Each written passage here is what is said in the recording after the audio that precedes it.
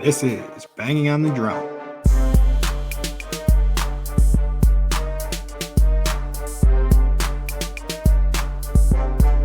It is another beautiful day in West Central Wisconsin, and welcome to episode 119 of Banging on the Drum. Please remember to like, subscribe, download, share with your friends. We really appreciate it. We're getting pretty big out there. I think we had 20 views on our last YouTube video, but Oh yeah. yeah, Mike's about to make it more here. But as always, I'm your host P-Dawg, joined alongside our other host M-Dawg. And if you've been listening, you know this is the straight business episode. So we're gonna get straight to business. And Mike lost the 6-pack and a pound challenge last week, forgot to do his sun drop. So we're gonna kick it off with Mike just slugging a sun drop right off the bat in this show. He's not even gonna say anything, he's just gonna go for it. Look at that. True champion. Damn, that looks tasty, actually, Mike. Bringing the energy to the day. How was it? They always taste good. You know, that one burned a little bit more than usual, but they always taste good. Your eyes are Oh yeah, they're watering. Telling it all. That's funny. I do say that this is the straight business episode, but it strikes me, we did at drill this weekend, we did the hot ones challenge. Like our one of our guys in our unit's like a big hot ones fan, so we had like 8 people trying all 10 levels of the hot sauce. You know what the hot ones Is this like Buffalo Wild Wings, or is this someplace else? Or it's like a YouTube show that's like very successful where they interview celebrities. Okay, yeah. I've seen some things, yeah. Yeah, and he had every single sauce, but it really wasn't that bad up until 6. But like 6, people's 6 out of faces. 10, right? No, there's 10 of them. Yeah, there's 10. So 1 through 5 wasn't a problem at all. 6, people's faces started to look a little bit more like yours. Yeah. And then I want to say like 7 wasn't that bad, but then 8, people were questioning whether they wanted to do the rest of them. So did you make it to 10? I did. I went through it all. I was doing the first ones very confidently though, because we were using chicken nuggets instead of like chicken wings.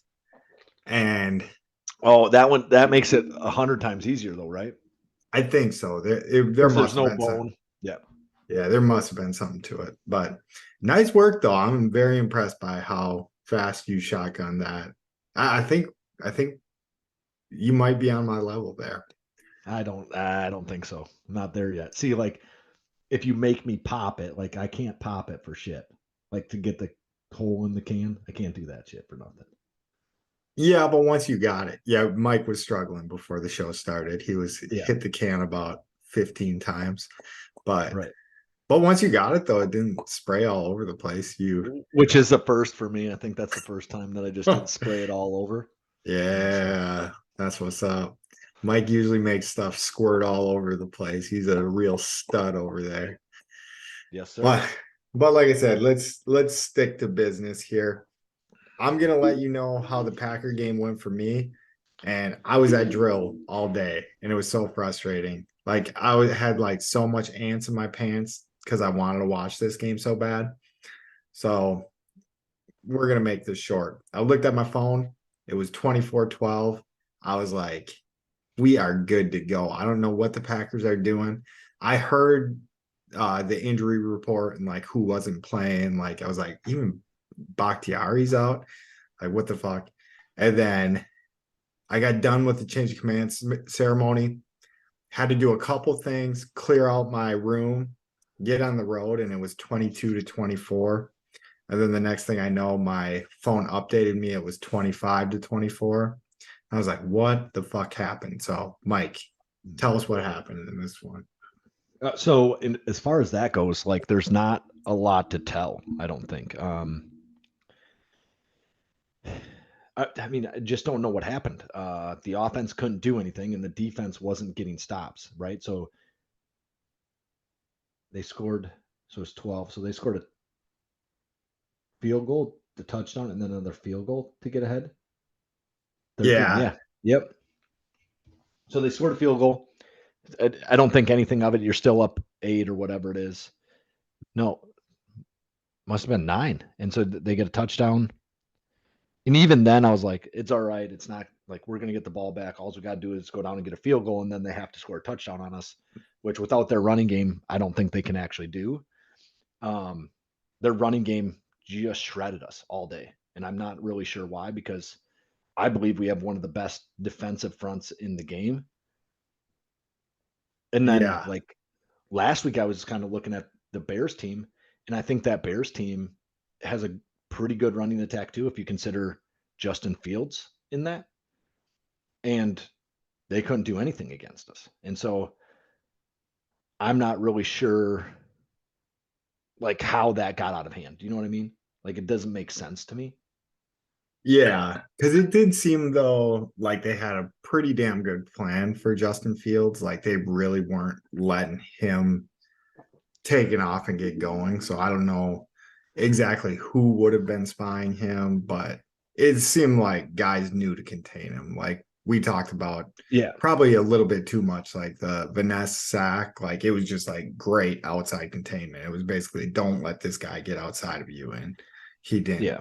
let him get outside of him. Yeah. And so today, really like their offensive line and their running backs just kind of gutted us. We didn't make them throw the ball effectively. They did at times throughout the game, but we didn't make them do that, right? Our defense wasn't set up to force Desmond Ridder to pass and like connect with his receivers downfield. It was, I would say that our defense was probably set up to play both, like you do with a good team, right? A team that's got running backs and wide receivers and a quarterback. But I wouldn't consider Atlanta to have a quarterback really, right? So like you expect him to make mistakes, and he did. He made at least 4 mistakes because we get a pick early in that game. And then Alexander drops one. I want to say Quay Walker drops one. And one other D-back dropped one during the game. And so, like, if I'm being honest, I just don't know what happened in the fourth quarter. I don't know why the offense shut down, and I don't know why the defense couldn't get one stop in that whole process. Right? Yeah, get outscored 13-0 in the fourth quarter. But yeah, like you were saying, you would think with Desmond Ridder being basically a first year guy, is you're gonna put 7-8 guys in the box and like just make him beat you. And like I said, I got to go back and watch the quick recap, but I didn't get the full scope of the game. But right here it's saying Atlanta ran 45 times for 211 yards. Yeah. 19 of those carries came from Bijan Robinson. So for 124 yards. So yeah, they were gouging us pretty good on the ground. And With Algier had a good game too. Like it wasn't unique just to Robinson. Robinson might have had the most, but like Algier had a good game on the ground too. 16 And then when carries, they got 48 yards. and then when they got close, it felt like they were able to kind of pass around the goal line and do okay. Yeah. Anyway, so we can get into like kind of our SWAT stuff. I probably touched on a few things in kind of the quick recap of the fourth quarter, but I thought the team overall looked very good without a bunch of starters. Jordan Love had a QBR of over 100, pretty good. 14 for 25, 151 yards and 3 touchdowns. No picks, no fumbles, I don't think. I don't Yeah, remember any fumbles. this is saying nothing. But yeah, his rating was 113. His QBR was 81.7, which that's the harder one, but 81.7 is a pretty damn good QBR. And quarterback rating, like I said, Oh, okay. 113.5. Isn't the QBR, isn't that the quarterback rating? I guess it No, might have there's been. One of them was over 100, right? yeah, his quarterback rating was 113.5. And that's the one we grew up with that we're aware of. If like Brett Favre's career QBR was like 84. And I think Rodgers has like the record of having like a 108 or something like that. So if you're over 100, you're doing pretty damn good. Okay. So I'm not sure if I should consider this good, but like especially his percentage or his yards. Like 14 for 25 doesn't feel good to me. 151 yards doesn't feel good to me. One of his passing touchdowns was a shuffle pass forward to Jaden Reed that is basically a handoff, right? But they throw that pass because then if it falls to the ground, if they fumble, then it's an incomplete pass. But not that that's a huge deal. Like that's a pass. Like we can consider that a pass. I'm Yeah. not that concerned about that. I just don't know if 151 yards is enough in a game. Generally, like if we're leaning too much on a running game, and the 14 for 25, I think that needs to get shored up a little bit. Like that just doesn't seem great to me. But maybe I'm just biased because I've been watching Aaron Rodgers for the last 12 years or whatever it is. Yeah, but I think that is kind of like a more cautious version of Aaron Rodgers. Like I think you get the 14 for 25 with no picks uh because of that cautiousness and like the not wanting to throw into a tight window that doesn't feel necessary to throw into. And Oh, I inside this don't game, he definitely should have had a pick. A guy just dropped one in his hands. Same thing with Alexander, right? Basically the same thing happened. gotcha. But yeah, I'd assume that's just like hesitancy and not wanting to throw that interception. And I think honestly, it's even going to be even more so in his head now that like he has 6 touchdowns, no interceptions in Yeah. his first going. So I mean, he's probably going to be very conscious of not throwing that first pick. But maybe he just needs to let one rip and get that out of the way. So that's like not in his head anymore. But I mean, no, obviously, if you can go a season without throwing a pick, you want to go a season without That'd be throwing a good. Yeah. pick. But 14 for 25, yeah, definitely doesn't seem like that's quite good enough. Like if it was 18 for 25, sure. But even 25 pass attempts, like I want to see like the team stats in this one because that makes me feel like Atlanta would have just owned the ball for the whole game. And I that's would imagine that they kind of did. pretty true. 36, they had 36 minutes time of possession to the Packers 24. So Yep.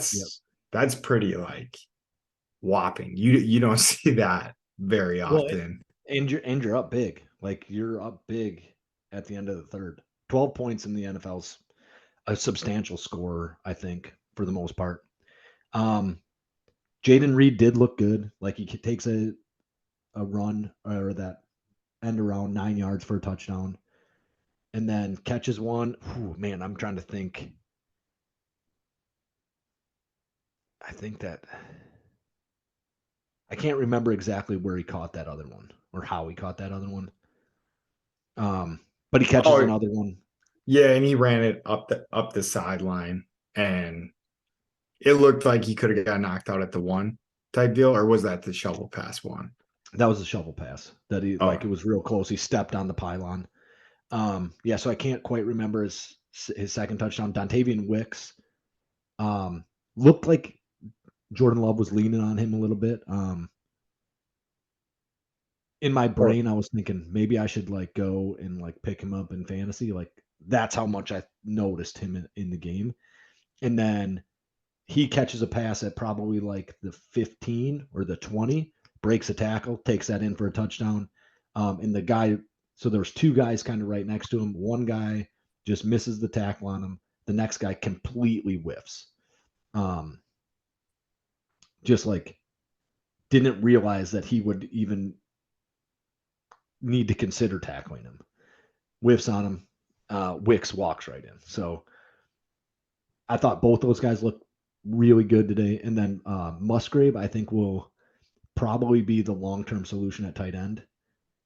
It just feels like he's catching passes in big moments, kind of all the time. So yeah, no, I was impressed with that watching back the highlight things that I did.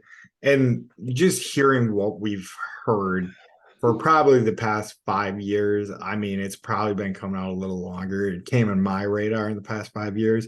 In like, if you drop the tight end early in a draft, it's kind of rough because it usually takes them 3 years minimum before they're the guys that you see, like the Kelseys, the Kittles.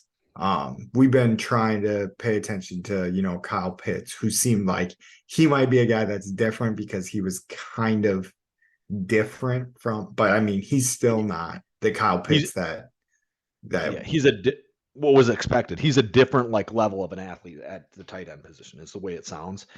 And even in this game, like he doesn't do a lot. He does something, but he does not doing a lot.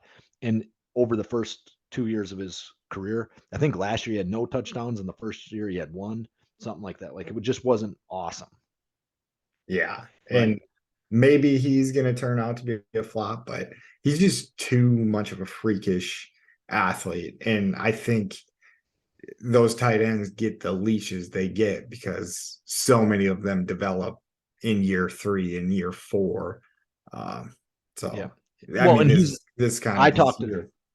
I talked about his offense and what I think of them, and I think they're going to be one of the best run offenses in the league.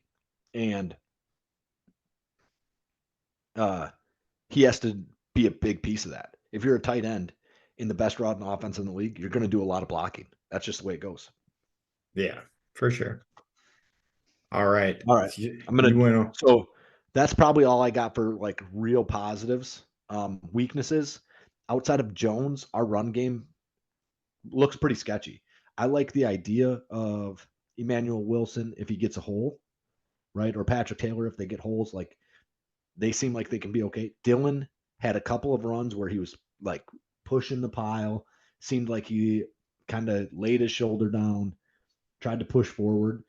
And then every time we needed him to do that, he would stumble or he would get hit and go down right away on like 3rd and 2s, 3rd and 3s, like a 3rd and 1, 3rd and inches. Like he just couldn't figure out how to get out of his own way during like third and let's give it to our big bruising running back. He couldn't figure it out. And that might be my biggest complaint about Dylan is that he's not physical enough of a runner.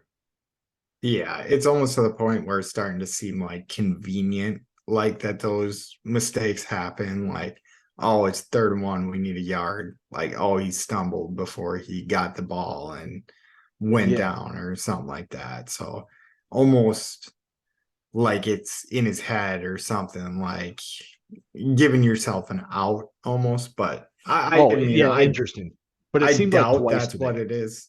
But I would doubt so as well. But yeah, twice today, I think it was 3rd and short, and he fell before the line, right? And I think one of them he ended up getting it. He fell, got back up, and then got tackled like 1 yard down the line or whatever it was. So um, I'm torn on Dylan because I think in the second half of the year he's going to show up and he's going to be okay.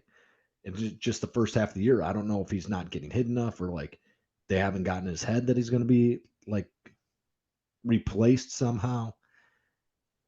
I'm not yeah. sure, right? So 15 carries, 55 yards, long of 8. So he didn't like really break loose at all.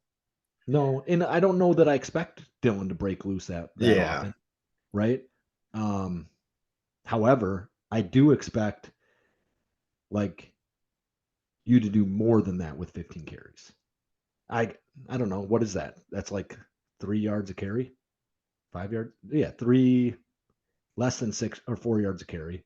It's three something a carry. I do expect him to do a little bit more than that.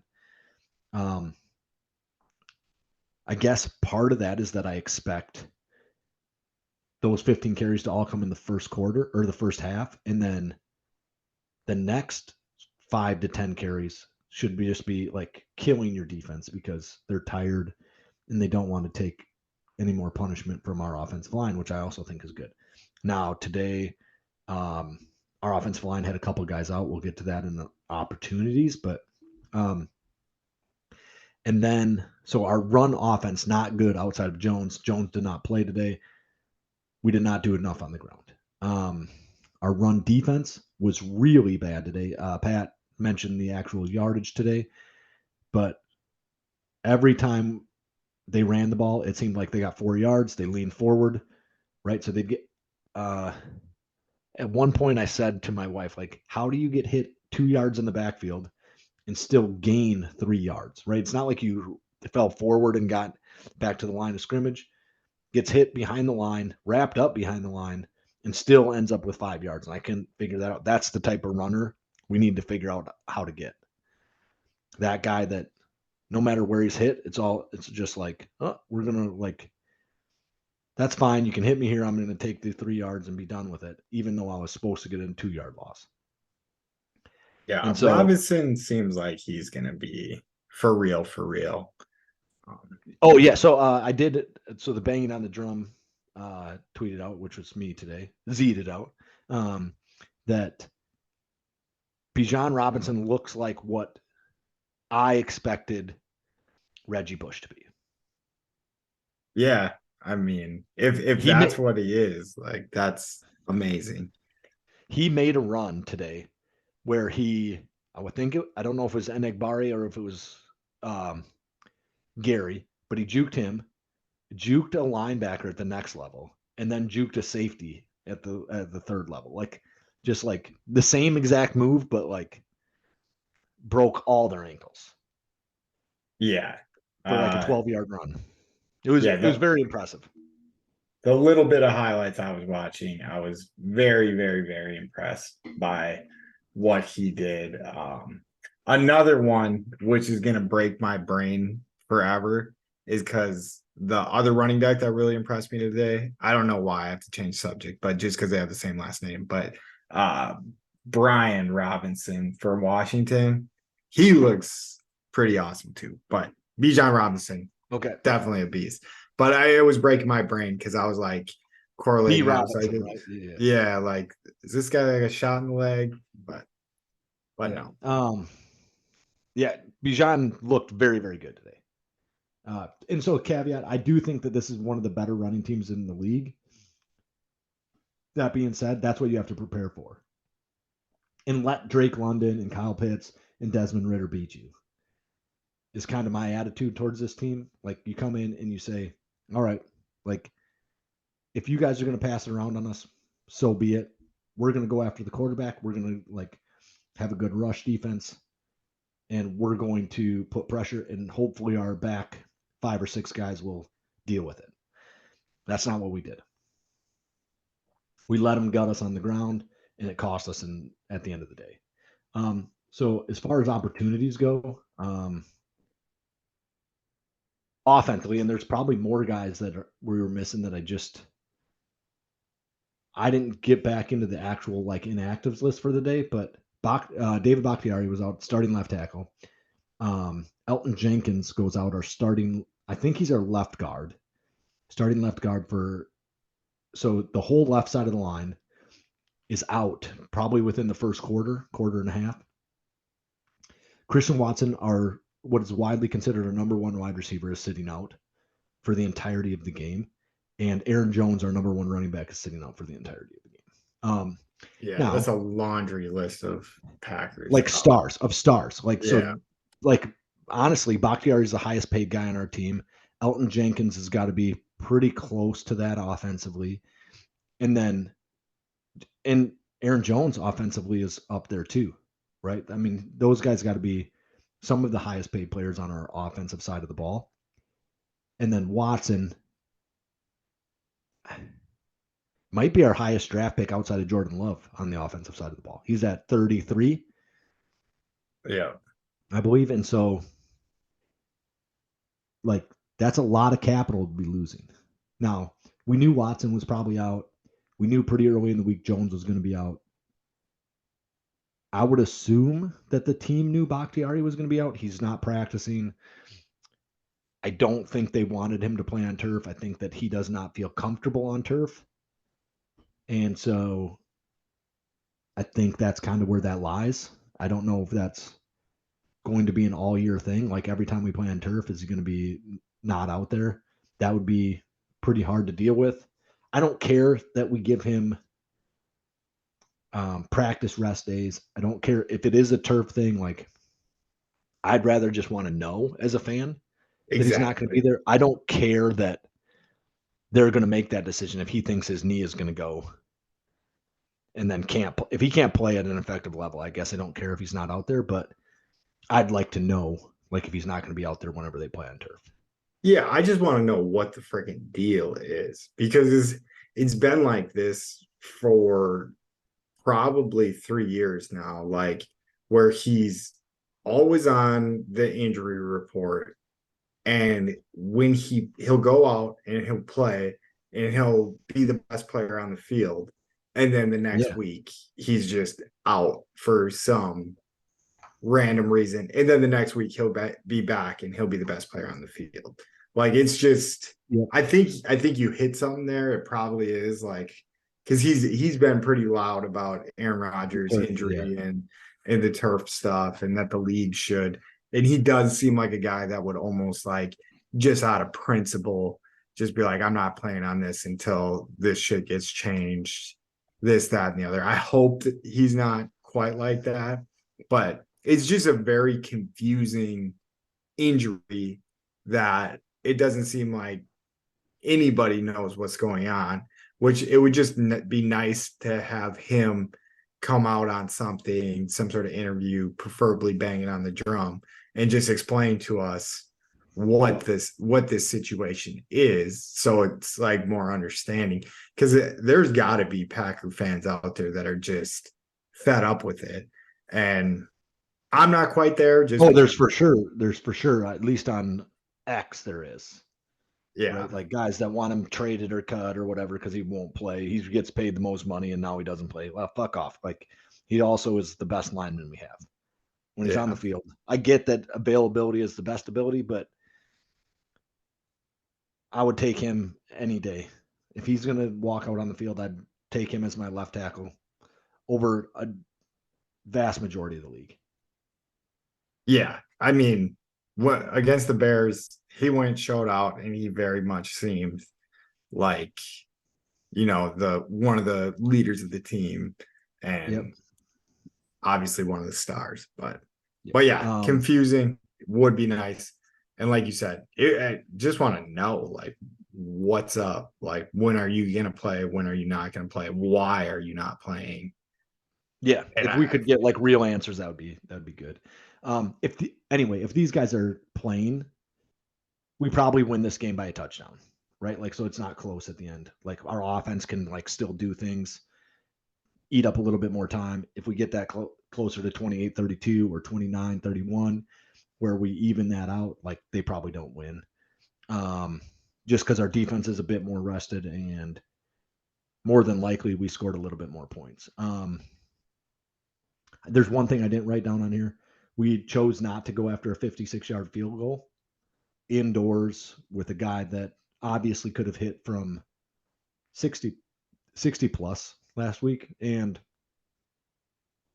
at the time, I didn't think it was a big deal, right? So they had just lost 5 yards, went from 51 to 56-yard field goal, and probably would have been okay, right? Like, I think you can go either way on that. Then they punted it into the end zone, gave him it at the 25, so he didn't even get a real like advantage from punting at that point.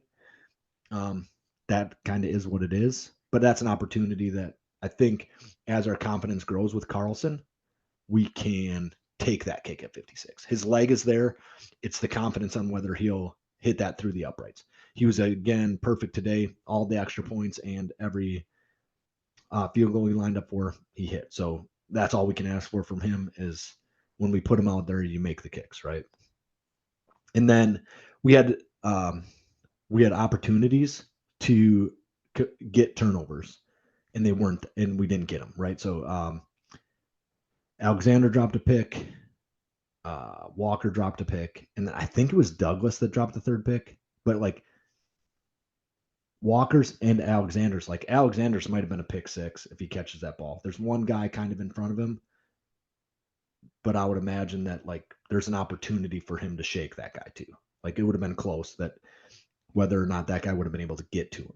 But I think that's part of the reason that Alexander dropped it, is he's looking at the end zone, that's a piece of it, because he gets by that one dude and he's gone. Like it's not going to be close. Yeah. So No, this game, looking at just some of the stats and hearing some of the stuff like that, it's just like a super confusing like box score game. If you just looked at the box score, because it looks like the Falcons should have just crushed us with some of the stuff that I'm looking at. Like outgained us 446 yards to 224. But I was trying to look at the third downs and see if that's where I came to this. But yeah, Green Bay 3 for 9 on third downs, Atlanta 6 for 15. So it wasn't like a whopping discrepancy other than the amount of times that the Falcons had chances. Well, so they have 15 third down. So like we have 15 opportunities to get off the field on third down, right? They go for it on, I want to say, maybe like 3 or 4 fourth downs. 4 fourth downs? 3 or 4 from on fourth down. Yeah, so they go for it on fourth down 3 out of 4 times, or 4 times on top of that. So really you got 9 out of 15 opportunities. Yeah, that's You know true. what I mean? Like Yeah, that's in a good way to reality, look like at it. is that you converted first downs, let's just say 9 out of 15 times that you got to, like, it's now or never to get the first down. And so that's just too much. Yeah. And like the reason you're going for it on fourth down is because you're close. You don't go for it on 4th and 8. Like that's not what happens. 4th and 6, like probably not a real opportunity to go for it. With that being said, I'll get into my threats, because I think this is where my threats kind of come in, is that I think our threats to the team don't lie in personnel on the field. It lies in coaching personnel. I think Joe Barry gets very conservative when we're up by 12 points. And all of a sudden we can't even, like, we don't want a deep pass to kill us, get a quick touchdown. And so then we can't cover the run, right? So I think early in the game we did just okay versus the run. But like later in the game, when we had a little bit of a lead, we did terribly against the run, which was killing us, because they allowed themselves to be disciplined and to stick with the run. It benefited them greatly because we couldn't stop it at all. And that might be due to what's dialed up defensively. I'm not sure. Like I'm not a guru or on that kind of stuff, like being able to look at a defense and being like, well, you're setting up to cover the pass, and that's why the run is killing you. And then I think Matt LaFleur in the first half and early in the second half was dialing up a lot of like really good, innovative. I think in the first play, he ran something like a flea flicker or something like that. Got a big pass interference down the field, threw it downfield. Another time got a big pass interference. Those were both in the first half, I think, and didn't really do much of that in the second half. I think he got conservative. I think Joe Barry got conservative. And I think when we and I've watched a lot of coaches get conservative with leads, and it drives me crazy. But if you can't run the ball, you can't get conservative like that. I guess I would be accepting of being conservative in a way that throw the ball to, like, on a bubble screen to Jaden Reed, or throw the ball in a slant, across the middle to Wicks. I don't care. You don't have to give the ball to Dylan in order to be conservative and run the clock like that. What you can't do in the fourth quarter is have 3 and outs and allow them to have three drives that equal up to like 12 or 13 minutes worth of clock. Like you can't do shit like that. Yeah, no, it seems pretty egregious. And I guess I can see the thought process behind it, but Right. we've seen it too many times to not make adjustments at this point. Is you got to dial something up on defense. You can't just play off whatever cover 3 and hope they on make a third down. mistake. Yeah.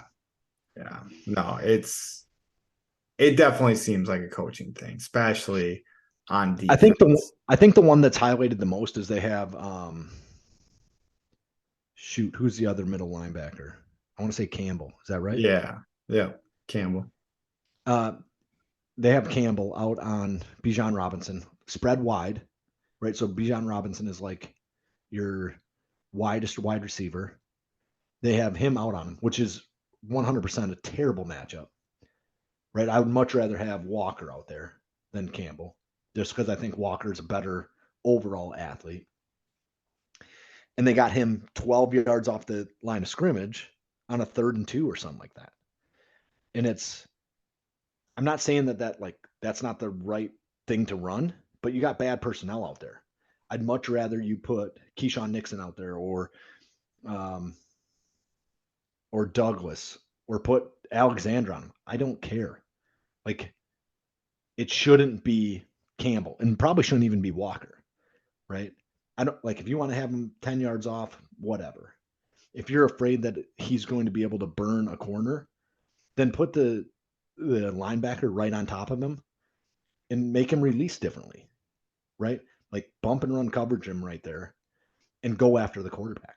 Like go hard after the quarterback and just don't let that guy release from the line of scrimmage. I don't know. Like I'm not, like I said earlier, I'm not this guy that like understands this. And maybe the concept works perfectly, but I just don't think putting probably our worst athlete in the back seven on their best athlete is the right opportunity.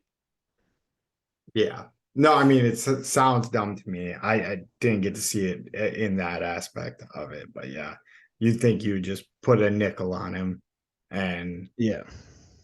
go from there.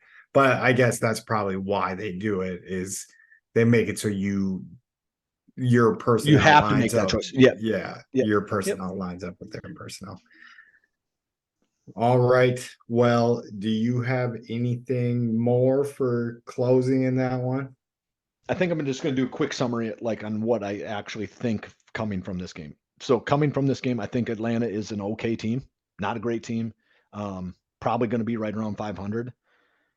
And what I would say is the Packers can play with anybody at that level for sure. I'd like to see them get into like a dogfight with somebody that we know is good. And I'm not 100% sure that that's what Atlanta is yet, but dogfight with somebody that's good. And I think we could prove something there that can we or can we not compete with high end teams? Yeah. And I just think there's too many injuries in this game to like even fully judge what the Packers really are as a team at this point.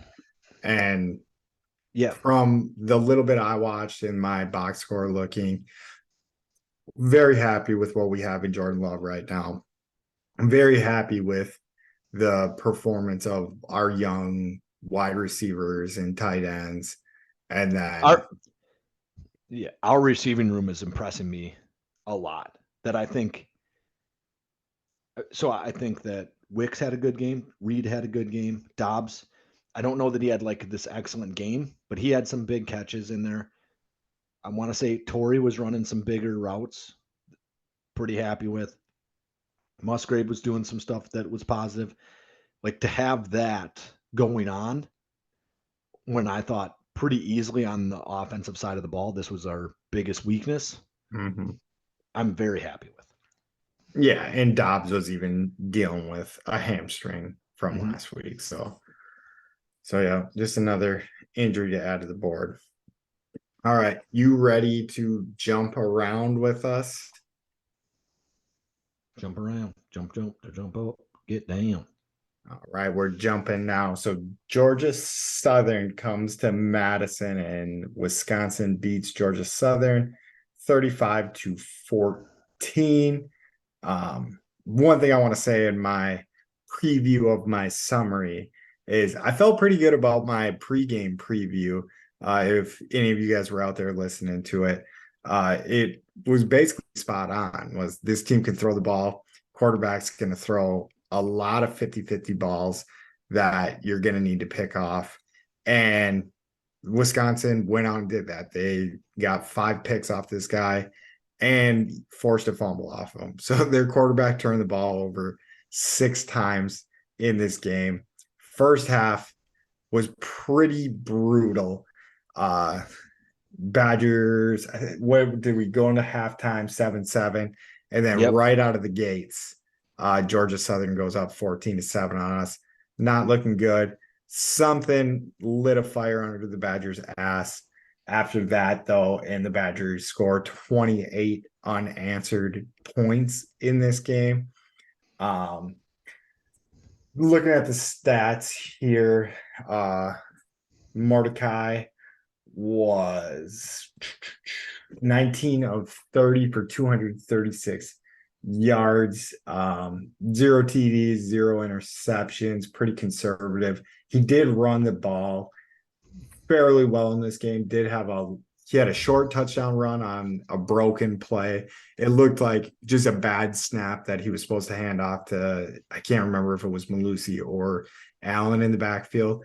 But anyways, he improvised himself and took the ball to the hole where the running back was supposed to go and scored a touchdown. So that was nice to see, a quarterback that didn't shit his pants when the ball wasn't snapped exactly where it was supposed to be and just capitalize on kind of a broken play there. Yep. And then he had a longer run for a touchdown. I want to say that was maybe his 18-yard run he had in the game.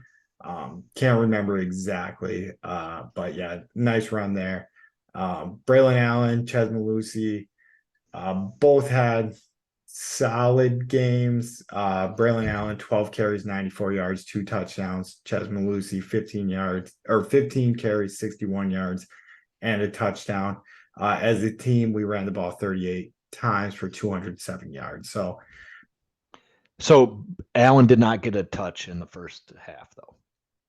Yeah, so I wonder what's going on with that, because 12 carries for Braylon Allen, like at the end of the day, it doesn't sound like too bad, but we can ride him quite a bit more. Like I think he's like a 20 carry guy So at a that might bare depend. minimum. That might depend on like what they're trying to do for getting pros to come there, right? So if you want pro running backs, you want to say, I'm going to have you ready for the pros. We're not going to overuse you. We're going to make sure that that's not a knock on Wisconsin guys moving forward. And so like that could be what they're doing, is they're trying to split the load so that, because that affects recruiting, is whether you can go to the NFL or not. Yeah, I guess like some wear and tear. He's such a young guy though, but I just feel like that's like a double-edged sword there too, is No, you're if not wrong. Like that could he, cost you, especially if you have a stud like Braylon Allen has been the last 2 years.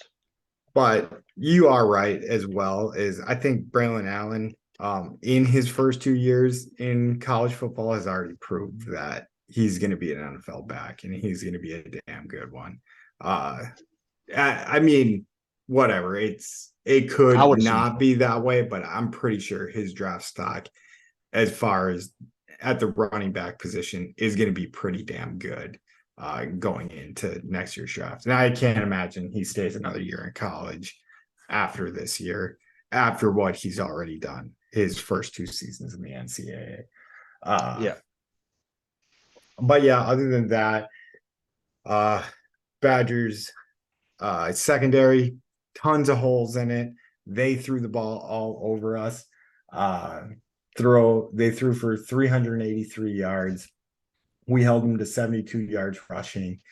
But yeah, if you listen to my preview, it was pretty much everything I told you it was going to be, and I'm kind of proud of that. But that was just me looking at the numbers going into the game, and it seeming fairly obvious that Badgers aren't very good at stopping the pass, and this team is looking to throw the ball. So they took advantage of some holes in the secondary. But then again, the quarterback or whatever, Davis Brin, just is willing to chuck the ball into just awful situations. Very bad Right. decision maker for the most part. So Yeah, I think that the last couple of weeks, what we've learned from the Badgers, and maybe the last all three of them, is that Fickle needs to start his game with what he gives for a halftime speech. After Yeah. halftime, it seems like we are doing all the things right. And before halftime, it feels like we can't get anything right. And so let's work that halftime speech into a pregame speech and move on. Yeah. And I just think also is we might have to lean on the run a little bit earlier than we think. Cause I think it's one of those things is like, hey, we're gonna run the playbook that I was running at Cincinnati without the guys that I had at Cincinnati to run this, that know this offense that well. Hey, this isn't working. Like our players aren't picking up the scheme we want to run as well. Like it's a brand new system to them. So you can't even blame them. It's third game playing under this system. They're not going to have it all figured out like those Cincinnati teams did. And then they fall back into, hey, well, we still got the guys that ran the old system. Granted, we're not running the ball the same exact way, but let's just let Braylon Allen get us back in this game. Let Chesman Lucy get us back in this game. And then we're going to go from there. So I think maybe that could be something that's learned is like, hey, when we get into Big Ten play, we might need to start out doing this and then try to start doing our new stuff or whatever the case may be. Or hopefully our guys pick up this new stuff because I don't think Cincinnati had anything that this Badger team doesn't have talent-wise. They just knew the system better and knew how to run what Fickle and his boys are trying to put in on the field. Their players just knew the system better. I think that's my assumption of it. I mean, he did have some talent there, but I would assume that that's a piece of it is that there's some growing pains. He did bring in a number of guys that like are coming from other places anyway. And so hopefully we don't need to do that long term, that we'd be able to bring guys in as freshmen or sophomores and then they can mature through the system. I don't know how much that'll work overall inside of college football anymore. I think Deion Sanders made a good point this upcoming year that, or this last week at some point, I think that we're no longer going to see kids recruited out of high school that often. Like it's going to be a unique human that goes to like a Division I Power 5 school right out of high school because you can take these freshmen that are coming out of smaller schools that you know can play at this level, and you're going to bring those guys over to your Power 5 schools, and the other kids are going to be at JUCOs and Division II, Division III, low-end Division I schools, and it'll just be a different recruiting type because you want the kids that you already know can pan out. There's going to be special kids, don't get me wrong. Yeah, and I think there's going to be quite a few special kids. Like, I don't think it's going to be a rare case that a freshman gets recruited to Wisconsin and stays through his senior year, or a freshman gets recruited to Alabama and stays through his senior year. I mean, some of those programs already have that stuff figured out. Like, they have hit rates of probably like 80% of some of the five, if you get a 5-star recruit, 80% of the time you're playing big time football. Yeah. I don't know. I get what he's saying. I get what he's saying. I think it is going to be a lot different. And I think those guys at small schools are going to have a lot more opportunities. I think in basketball is going to be an interesting one where I think that will play a little bit differently. But yeah, I mean, the landscape is changing, so we're all just trying to get used to it. But it is a good point that you brought up. It's not even just that our Wisconsin guys from last year are learning a whole new system. We probably, our starting quarterback is from SMU, so he's learning who he's playing with, and a new system because he was a new system. Yeah, Longo was at North Carolina, and Yeah, I mean, he didn't bring his quarterback with him, right? Yeah. Like we know that. So Yeah. But I will get into my little SWAT thing here. So strengths is always our run game. When we decided to lean on it, our run game got us out of the jam. In this game, defense against the run was good. Same. This is Badgers football. As we know it still. I mean, the offense looks a little bit different, but we're still running the ball most effectively, and on defense, stopping the run most effectively. And then another one was our pass rush was good in this game. I think we came up with 6 sacks in this game, and then a lot of pressure to force some bad throws and force 5 interceptions in this game. And I mean, some of those weren't even necessarily pressure induced, but just shitty decision making by Davis Brin. yeah, fun stat real quick. First time since 2000 that a team in the Big Ten had 6 turnovers and 6 sacks. Really? Yeah, since 2000. So yeah, I mean, and that is wild how, I mean, the Badgers did end up winning this game by 3 touchdowns and covering 18.5 point spread. But it is crazy how the game was still a game for quite a while in this game. late into the third, right? I mean, yeah, late into the third quarter was still a game. Yeah, and that's where they put it away. Is And it did look like Georgia Southern was going to either get another field goal or drive it in for a touchdown when they fumbled that ball late. They were on like the 15 or the 20. Yeah, and I'll get into the weaknesses here though, but I don't have too many in this game. I mean, the secondary was really bad. They outgained us, I think, in total yards, but through the air, 383 yards to 244 yards. And this is, a Sun Belt team that's, I want to say, even fairly new to Division One football, because Georgia Southern doesn't ring a bell to me as a Sun Belt team. So I would say that they probably came in Division One in the last 2 or 3 years, if not maybe new this year. I don't really. I couldn't tell you. Yeah, but a team that shouldn't be giving Wisconsin trouble through halftime and leading the game in the third quarter on them. Opportunities, I think I kind of talked about this already, is the new scheme. I think we have an opportunity to have a very dynamic offense, being able to run the ball and throw the ball a little bit better.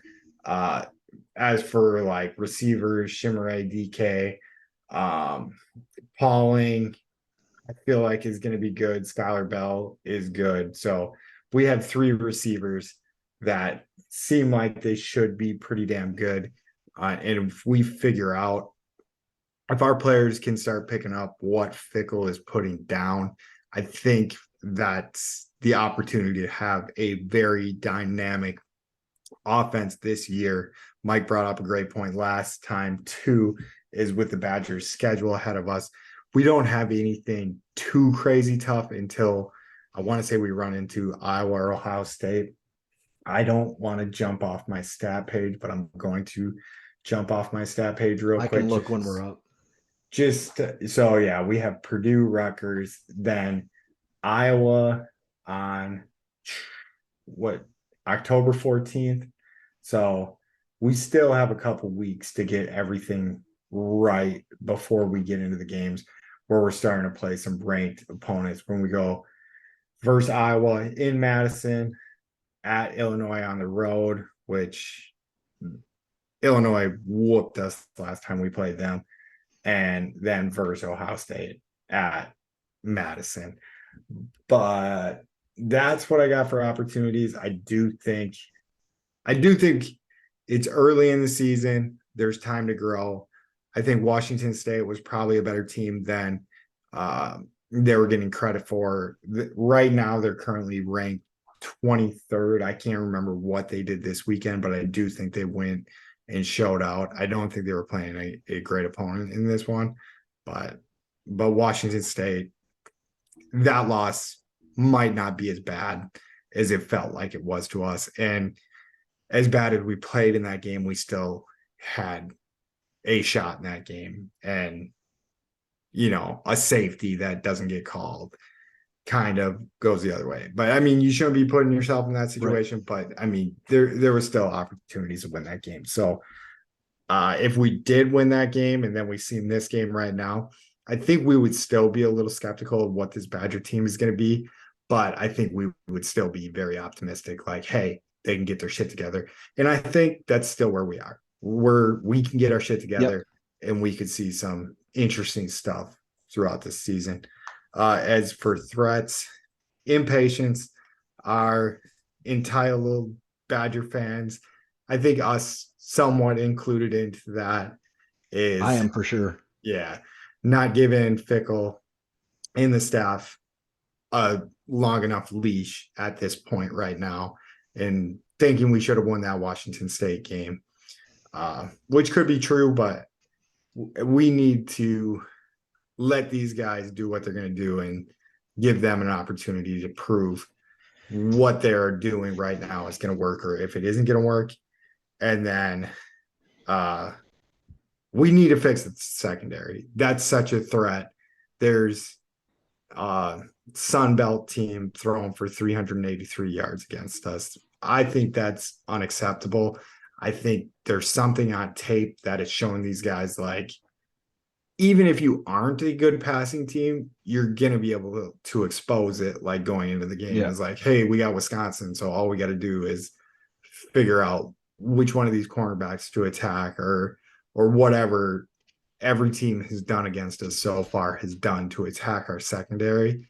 And then we're not going to be able to stack a box against Illinois because there's an easy out in the secondary, and then they can run and throw on us, and it's not going to be good. We need to fix something in the secondary.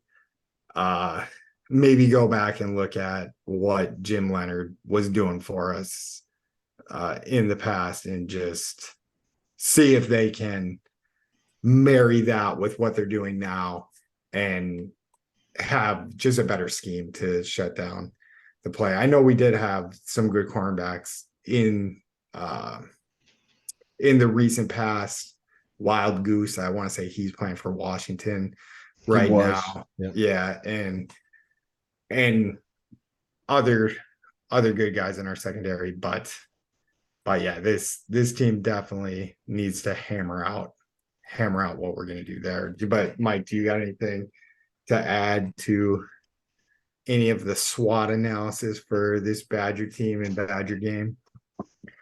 No, I don't think so. I think that I do think that it's a threat that, like, we're going to be impatient, especially if we get a couple losses this year, even with the turnover there. And for me, I don't really like the way the defense is performing overall as a whole.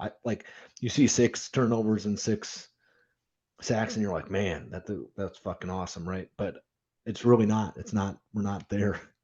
It's not good enough, and so our defense needs to be better. Like, we probably shouldn't have given up any points, and that's what I think I've gotten used to the most, is that our defense, we can stand on our head, right, and like do what we need to do. And so I'd like to see that be better moving forward, like progress anyway.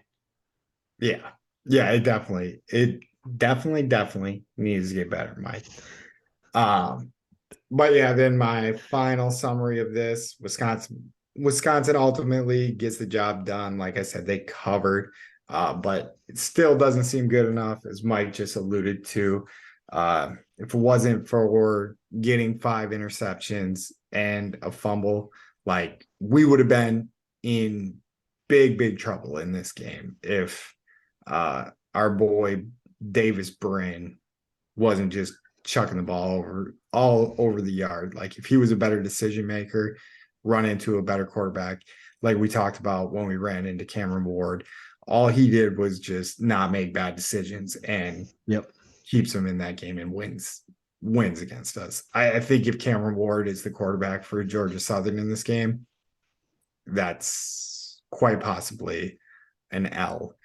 I know that's kind of like a easy way to put it, I guess. All right, like it doesn't exist, but it is what it. I mean, we got 6 turnovers. We should have just wiped the floor with these guys front to back in the game, and we didn't until we got a fire lit under our ass in the second half. Right. We should have been able to convert more of those drives into scoring opportunities. So you had 6 short drives out of Georgia Southern, which means we should be converting more of those into actual scores. Yeah. Yep. Yeah, definitely should have probably had more than 35 points in that game. But that is all I have for the Badgers, unless you want to tap it one more time. No burrs. And honestly, that's all we have for the show today. I think we got a pretty short one for you guys. Like I said at the top of the show, please like, subscribe, download, share. We are trying to get better. We do got some schemes that we're coming up with. And I think we got a pretty good schedule hammered out as of right now. So we will see how that goes. But thank you for listening. We appreciate it. We love you. And Mike, what do you got for me? So I want to just do one quick ad lib off of maybe my favorite NFL quote of all time, which is from Randy Moss in Straight Business, Homie. Yeah, right. Straight business, homie. That's what we're doing. That's what we did today. And for all you suckers doubting the Badgers, the Packers, the Bucks, or the Brewers, you can eat our shorts. Roll it. All them suckers that doubted the Packers can't eat my shorts. All them suckers that doubted the Packers can't eat my shorts. Beat 'em. All them suckers that doubted the Packers can't eat my shorts. Eat my shorts.